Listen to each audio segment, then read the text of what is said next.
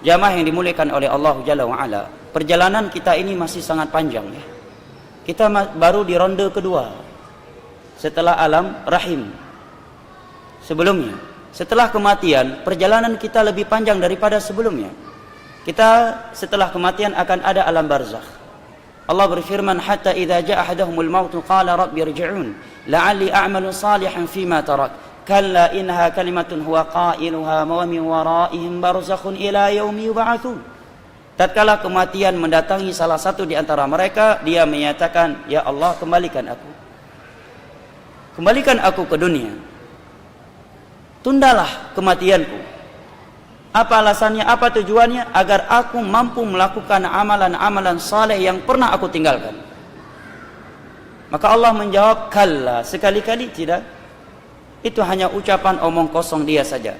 Apa maknanya? Allah terangkan dalam surat Al-A'raf, mana innaha kalimatun huwa qailuha. Allah menyebutkan dalam surat Al-A'raf, walau ruddu la'adu lima nuhu an. Manusia ini, andai kata dikembalikan lagi ke dunia ini, mereka akan kembali melakukan hal-hal yang telah dilarang oleh agama mereka. Ini maknanya. Kemudian Allah menyatakan, wa min waraihim barzakhun ila yaumi yub'atsun. Setelah kematian akan ada alam barzakh, mereka di dalamnya sampai datang hari kebangkitan. Kita di alam kuburan, di alam kubur, di alam barzakh bisa jadi 1 juta tahun, 1000 tahun, 100 tahun. Dan kondisi kita di alam barzakh hanya satu dari dua kondisi, tidak ada yang ketiga. Kalau tidak mendapatkan nikmat, maka mendapatkan siksa. Kalau tidak mendapatkan siksa, maka mendapatkan nikmat. Tidak ada kondisi yang ketiga. Sekalipun kita menangis, mengeluarkan air mata darah, Allah tidak akan mengembalikan kita. Oleh karena itu, Utsman bin Affan ketika melewati pemakaman, beliau menangis. Sehingga suatu saat dilihat oleh murid beliau. Muridnya ini bertanya, wahai Utsman bin Affan, aku tidak melihat engkau menangis seperti ini ketika dibicarakan surga dan neraka di hadapanmu. Artinya, rasa takut beliau ketika berada di depan pemakaman, kuburan, itu lebih dahsyat daripada ketika beliau mendengar surga dan neraka. Kenapa demikian, wahai Utsman? Maka beliau pun menyatakan, laqad sami'tu Rasulullah sallallahu alaihi wasallam. Karena aku telah mendengar sabda Nabi sallallahu alaihi wasallam. Maka beliau pun menyebutkan sabda beliau yang berbunyi, inna hadhil qubur awwalu manazilil akhirah fa inna ja minha fama ba'du aisaru min. Sesungguhnya alam barzakh ini, alam kubur ini adalah jenjang pertama dari jenjang akhirat.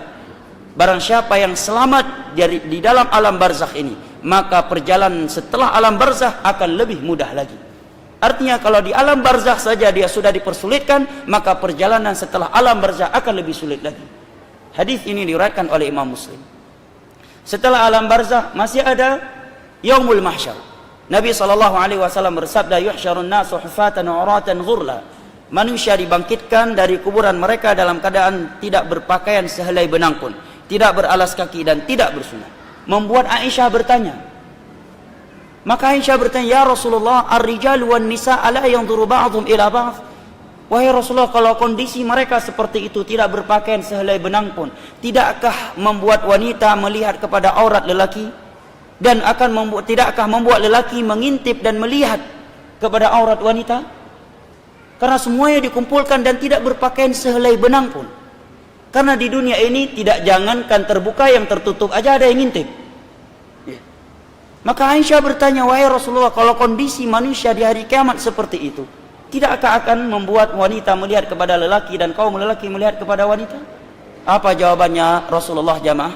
Nabi menjawab, ya Aisyah, al-amru asyaddu min dhalik. Wahai Aisyah, hari kiamat itu hari yang sangat dahsyat. Mereka tidak lagi terpikirkan oleh mereka hal-hal yang seperti itu. Hadis riwayat Al-Imam Al-Bukhari dari Aisyah.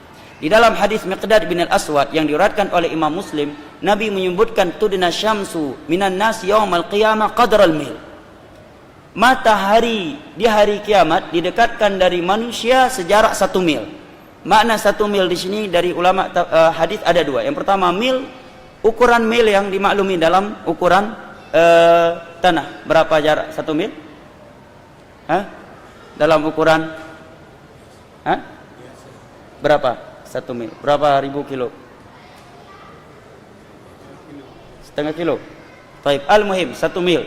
Ada yang mengatakan 1 mil di sini adalah 1 mil jaraknya ketika seorang menggunakan celah. Artinya sangat dekat matahari darinya.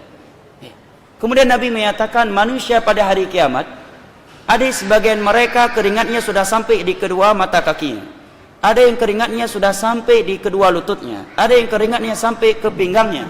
Ada di antara mereka yuljimul araqu iljaman, sudah tenggelam dengan keringatnya karena banyaknya dosa yang dia lakukan ketika di dunia. Dan Allah menyebutkan pada hari kiamat, yauma yafirul mar'u min akhi wa ummihi wa abi wa sahibatihi wa bani likulli imri'in minhum yauma idzin syu'nu yughni. Setiap orang lari dari istrinya, lari dari anaknya, lari dari bapaknya, dari ibunya. Semua mereka tersibukkan dengan urusannya masing-masing. Bahkan Allah menyebutkan dalam surat Al-Ma'arij, yawaddul mujrimu law yaftadi min 'adzabi yaumi idzin bibani wa sahibatihi wa akhi wa fasilatihi allati tu'wi wa man fil ardi jami'an thumma yunji. Pada hari kiamat orang yang banyak melakukan dosa, dia berangan-angan kalau orang tuanya, anaknya, istrinya dan seluruh manusia bisa dia jadikan sebagai tebusan dia dari api neraka. Artinya kalau diberikan pilihan, kamu yang masuk neraka atau ibumu, dia akan memilih ibu saya saja, jangan saya. Karena dahsyatnya hari kiamat. Setelah padang mahsyar akan ada hisab, dan hisab itu ada dua. Yang pertama arad, pemaparan. Allah sebutkan dosa hamba tersebut, kemudian ketika dia sudah pesimis dari rahmat Allah, Allah menyatakan laqad sartatuha 'alaika fid dunya wa ana aghfiru lakal yauma. Di dunia aku telah aku tutupi dosa kamu ini, maka pada hari ini aku akan mengampuninya. Ini hanya pemaparan, tidak didiskusikan oleh Allah. Ini hisab yang disebut dengan arad. Hadisnya riwayat Imam Muslim. Yang kedua niqash, hisab yang bentuknya niqash, diskusi dari Allah. Maka Nabi menyatakan man nuqisha fil hisab udhib. Barang siapa yang didiskusi oleh Allah terhadap dosa-dosa yang dia lakukan, maka pasti dia akan diadab setelah itu. Artinya kalau sempat Allah bertanya, kenapa kamu melakukan ini? Kenapa kamu melakukan ini? Kenapa kamu melakukan ini? Maka orang yang seperti ini hisabnya, kata Nabi, udhib, pasti akan diadab setelah itu. Setelah hisab akan ada mizan. Setelah mizan akan ada perintah mengambil buku catatan amalan. Kalau kita mengambil dengan tangan kanan dari sebelah kanan, maka kita akan beruntung. Tetapi jika kita termasuk dari orang-orang yang mengambilnya dari sebelah kiri, dengan tangan kiri, dari belakang punggung kita, maka kita akan celaka. Sebagaimana yang Allah sebutkan dalam surat Al-Insyiqaq. Setelah itu belum selesai jamaah. Masih ada as-sirat. As-sirat sebuah jembatan yang disebutkan oleh sahabat Jabir, adaq minasy'ar wa ahad minasif. Lebih tipis daripada rambut dan lebih tajam daripada pedang. Sungguh tak terbayang bagi kita. Memang tidak terbayang, itu alam gaib. Coba bayangkan, jembatan lebih tipis daripada rambut, lebih tajam daripada pedang. Kemudian Nabi sebutkan di bawahnya api neraka yang menyala-nyala, dan di atasnya ada duri-duri yang menyambar siapa yang Allah perintahkan. Sehingga Nabi menyebutkan di antara mereka ada yang melewatinya secepat kilat, ada yang secepat mata memandang, ada yang secepat kuda, ada yang secepat orang yang berlari, ada yang berjalan kemudian jatuh sehingga tersungkur ke dalam api neraka yang ada di bawahnya. Setelah itu barulah syurga dan neraka, jika kita tidak termasuk dari golongan yang Allah hentikan di qantarah setelah as-sirat. Apa itu qantarah? Tempat penegakan qisas. Qisas ditegakkan di saat itu. Hanya saja qisas di saat itu dibayar dengan pahala. Kalau pahala kita tidak cukup untuk membayar kezaliman kita kepada orang-orang yang pernah kita zalimi ketika di dunia, pada harta mereka, kehormatan mereka atau darah mereka, maka kata Nabi, dosa-dosa mereka Allah kumpulkan, Allah timpakan kepada orang yang pernah melakukan kezaliman kepada mereka. Sehingga pada hari kiamat bisa jadi orang di dunia nggak pernah berzina, bertemu dengan Allah menanggung dosa zina. Karena korban kezalimannya itu pernah berzina, dan pahala ibadah dia tidak cukup membayar kezaliman dia kepada korban dia tersebut. Bisa jadi dia di dunia tidak pernah korupsi, tetapi bertemu dengan Allah membawa dosa korupsi karena dia pernah menzalimi orang yang korupsi. Bisa jadi di dunia dia tidak pernah berjudi, tidak pernah menjadi LGBT, tetapi pada hari kiamat membawa dosa itu semuanya karena korban dia ada di antara mereka dan pahala ibadah dia tidak cukup untuk menebus kezaliman dia terhadap mereka. Itu yang disebut oleh Nabi di dalam hadis yang diriwayatkan oleh Imam Bukhari dari Abu Hurairah dengan sebutan al-muflis, orang yang pailit. Setelah itu baru syurga dan neraka. Itu pun kalau kita tidak termasuk dari ashabul a'raf. Satu surat dalam Al-Quran bernama Al-A'raf. Ya, bisa dilihat pada surat tersebut penjelasannya. Disebutkan oleh Al-Imam Ibnu Katsir di dalam tafsir beliau pada surat ini, sebuah riwayat dari Imam Ahmad bahwa ashabul a'raf ini Allah berhentikan mereka di antara surga dan neraka tatkala amal kebaikan mereka seberat amal keburukan mereka. Amalan keburukan mereka seberat amal kebaikan mereka. Mereka tidak langsung dimasukkan ke dalam surga karena amal kejelekan mereka seberat kebaikan mereka, dan mereka juga tidak langsung dimasukkan ke dalam neraka karena amal kebaikan mereka seberat amal kejelekan mereka. Sampai Allah memutuskan hukumnya kepada mereka sesuai dengan keadilan dan hikmahnya. Setelah itu baru surga atau neraka. Dan yang masuk ke dalam neraka itu ada dua jenis manusia.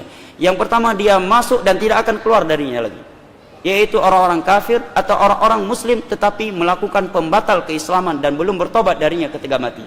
Yang kedua, mukmin yang bermaksiat, dia masuk ke dalam neraka hanya mampir, dibersihkan dari dosanya, setelah bersih baru dimasukkan ke dalam sebuah sungai yang dengan itu dia akan suci, kemudian dimasukkan ke dalam surga. Apakah kita merasa tenang mendengarnya? Andai kata kita mampir, satu hari di hari kiamat paling pendek Allah katakan seperti 1000 tahun di dunia ini. Sebagian hari yang lainnya Allah menyatakan khamsina alfasana, seperti 50.000 tahun di dunia ini panjangnya. Siapa yang mampu bertahan? Berarti kalau kita mampir dalam neraka 7 hari, berarti maknanya kita telah disiksa, dibakar dalam api neraka selama 7.000 tahun. Itu paling pendeknya. Perjalanan masih sangat panjang jamaah. Semua kita akan mempertanggungjawabkan apa yang kita perbuatkan. Masing-masing di antara kita memperhatikan perbuatannya diri sendiri, jangan sibuk surga orang lain, ternyata surganya sendiri tidak terpikirkan.